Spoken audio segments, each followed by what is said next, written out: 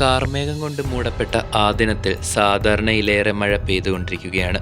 പക്ഷേ ആ മഴ സാക്ഷിയായത് ഭൂമിയിലെ തന്നെ ഏറ്റവും വലിയ മറ്റൊരു ദുരന്തത്തിനായിരുന്നു. 1975 ചൈനയിൽ സംഭവിച്ച ബാങ്ക്യോ ഡാം ഫെയിലിയറിനെ പറ്റിയിട്ടാണ് നമ്മുടെ ഇന്നത്തെ വീഡിയോ. ഏറ്റവും പുതിയ വീഡിയോയിലേക്ക് അവർക്കും ഒരിക്കൽ കൂടി സ്വാഗതം.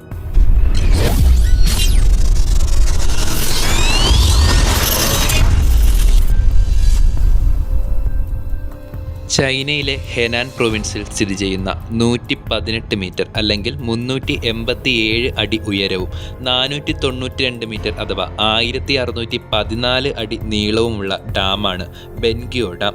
ഇതിൽ 492 മില്യൺ ക്യൂബിക് മീറ്റർ ജലം ഉൾക്കൊള്ളാൻ സാധിക്കും. 1952 ഈ ഡാമിൻ്റെ പണി പൂർത്തിയാകുന്നത്. 1975 ഓഗസ്റ്റ് 8, അതായത് ഡാം പണിത് 23 വർഷങ്ങൾക്ക് ശേഷം ശക്തമായ മഴ മൂലവും എഞ്ചിനീയറിംഗ് ഫോൾട്ട് മൂലവും ഈ ഡാം പൊട്ടുകയാണ്.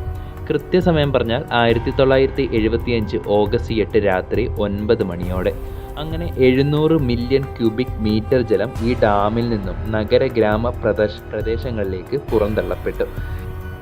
ഈ ദുരന്തത്തിൽ 26,000 മുതൽ 2 ലക്ഷം ആളുകളാണ് മരിച്ചതായി കണക്കാക്കപ്പെടുന്നത്.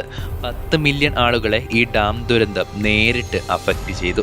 ഏതാണ്ട് $1 ബില്യൺ അന്ന് ചൈനയ്ക്ക് ഈ ദുരന്തത്തിലൂടെ നഷ്ടമായത്. ബെൻഗ്യോ ഡാം ദുരന്തം ഒരു സൂചനയാണ്, അത് ഒരു മുന്നറിയിപ്പാണ്. ഈ വീഡിയോ അവർക്കും ഇഷ്ടപ്പെട്ടു എന്ന് വിശ്വസിക്കുന്നു. ഏറ്റവും പുതിയ മറ്റൊരു വീഡിയോയുമായി നമുക്ക് അടുത്ത വട്ടം കാണാം. ബൈ.